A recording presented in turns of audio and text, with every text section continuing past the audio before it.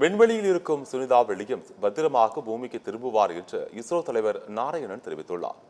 கன்னியாகுமரி மாவட்டம் நாகர்கோவிலில் இஸ்ரோ தலைவர் நாராயணன் செய்தியாளர்களை சந்தித்தார். அப்போது பேசிய அவர், விண்வெளியில் உள்ள சுனிதா வில்லியம்ஸை அழைத்து வர ராக்கெட் அனுப்பப்பட்டுள்ளது. அவர் பத்திரமாக பூமிக்கு திரும்புவார் என்று தெரிவித்தார். இந்தியா மற்றும் ஜப்பான் நாடுகள் இணைந்து சந்திராயன் 5 விண்கலனை அனுப்ப அனுமதி கிடைத்துள்ளதாகவும், எதிர்காலத்தில் நிலவிற்கு ஆளில்லா ரோபோட்டிக் ராக்கெட்டை இயக்க நடவடிக்கை எடுக்கப்பட்டு வருவதாகவும் தெரிவித்தார். சிறிய ராக்கெட்டுகளை தயாரித்து அதன் மூலம் பல சாதனைகள் படைப்போம் என்றும் அவர் கூறினார்.